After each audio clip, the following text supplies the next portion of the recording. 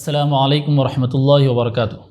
الحمدللہ رب العالمین والصلاة والسلام علی سید المرسلین وعلی آلہ وصحبہ اجمعین۔ نبی اکرم صلی اللہ علیہ وسلم نے مالی معاملات میں بھی ہماری رہنمائی فرمائی ہے، جس طرح معاشرتی اور عبادات سے متعلق رہنمائی فرمائی۔ چنانچہ حضور پاک صلی اللہ علیہ وسلم نے لین دین کے سلسلے میں کئی ارشادات فرمائے ہیں۔ خاص طور پر جو لوگ ضرورت مند ہوں ان کو قرض دینے کے سلسلے میں حضور اکرم صلی اللہ علیہ وسلم کا ارشاد مبارک ہے۔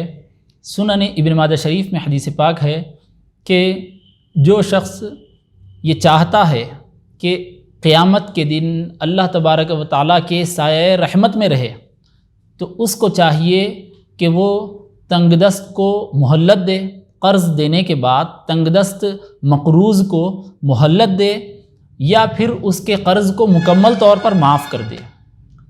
تو تنگ دست کو مہلت دینے کی وجہ سے یا اس کو مکمل طور پر اس کا قرض معاف کرنے کی وجہ سے اللہ تعالیٰ اس کو قیامت میں اپنے سایہ رحمت میں جگہ عطا فرمائے گا۔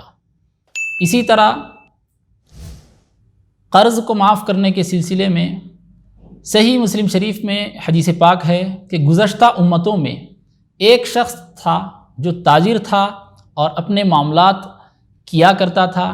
اس شخص کا انتقال ہوا، اللہ کی بارگاہ میں پیشی ہوئی، اللہ تعالیٰ نے پوچھا کہ تیرا عمل کیا ہے؟ اس نے کہا کہ میرا کوئی ایسا خاص عمل نہیں ہے، لیکن میں ایک تاجر تھا، تو نے مجھے جو مال عطا فرمایا اس سے میں لوگوں کے ساتھ معاملات کیا کرتا تھا، لوگوں کو قرض بھی دیتا تھا۔ جو آدمی مالدار ہوتا اس کو میں مہلت دیا کرتا تھا کہ اور وقت لے لو اور اپنی سہولت کے حساب سے قرض واپس کرو، اور جو تنگ دست آدمی ہوتا تھا، ضرورت مند ہوتا تھا، اس شخص کے قرض کو میں مکمل طور پر معاف کر دیا کرتا تھا۔ اور میں اپنے آدمیوں کو بھی اسی بات کی تاکید کرتا تھا کہ تنگ دستوں کو مکمل طور پر معاف کر دو، تنگ دستوں سے قرض واپس لینے کی ضرورت ہی نہیں ہے۔ اللہ تعالیٰ نے اس بندے کے اس عمل کو ملاحظہ فرمایا اور اپنے فرشتوں سے فرمایا، جبکہ اس بندے کا حساب کتاب ہونا ہے کہ اس کو جنت میں داخل کیا جائے گا یا دوزخ میں داخل کیا جائے گا، اس کے گناہ کیا ہیں، اس کے اعمال کیا ہیں، حساب کتاب کا موقع ہے۔ اور اللہ تبارک و تعالیٰ نے اس بندے کے بارے میں اپنے فرشتوں سے فرمایا کہ اے میرے فرشتوں، یہ میرا بندہ ہے، قرض جن سے واپس آنا تھا ان کو اس نے مکمل طور پر درگزر کر دیا۔ میں تو اس کا خدا ہوں، میں اس کا معبود ہوں، میں اس کا خالق ہوں، میں بھی اس کو مکمل طور پر درگزر کرتا ہوں اور اس کو مکمل طور پر بخش دیتا ہوں۔ اس طرح اس بندے کی اللہ تبارک و تعالیٰ نے بخشش و مغفرت فرمائی۔ اسی طرح قرض کو اگر مکمل طور پر معاف نہیں کر سکتے اپنی کسی ضروریات کی وجہ سے، اور کچھ معاف کر سکتے ہیں تو کچھ تھوڑا سا ہی معاف کر سکتے ہیں، تو کرنا چاہیے۔ جیسے کہ صحیح بخاری شریف میں حدیث پاک ہے، حضرت کعب بن مالک رضی اللہ تعالیٰ عنہ نے حضرت ابن ابی حضرت رضی اللہ تعالیٰ عنہ کو کچھ قرض دیا تھا اور قرض کی واپسی کا وقت ہو چکا تھا، اور حضرت ابن ابی حضرت رضی اللہ تعالیٰ عنہ نے قرض واپس نہیں کیا، وہ کر نہیں پائے واپس۔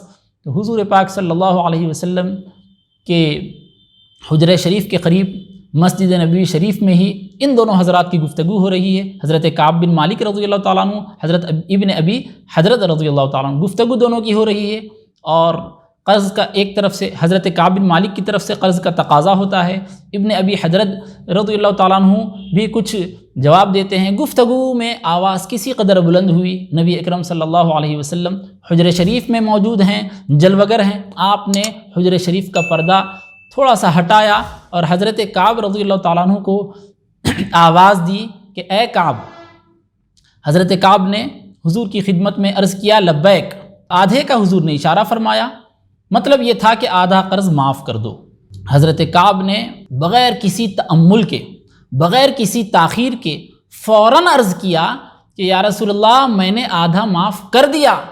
تو حضور پاک صلی اللہ علیہ وسلم نے حضرت ابن ابی حضرت سے فرمایا اٹھو اور اپنا قرض ادا کرو۔ حضرت ابن ابی حضرت نے اپنا جو باقی کا آدھا قرض تھا، آدھا تو حضرت کعب معاف کر چکے تھے، باقی کا جو آدھا تھا وہ انہوں نے ادا کر دیا۔ اس حدیث پاک سے معلوم ہوتا ہے کہ اگر پورا قرض معاف نہیں کر سکتے کیونکہ آدمی کو واپس لینا ہوتا ہے اور کچھ اس کی ضرورت ہوتی ہے تو وہ آدھا بھی معاف کر سکتا ہے، پاؤ بھی معاف کر سکتا ہے، اپنی گنجائش کے مطابق کچھ نہ کچھ معاف کرے۔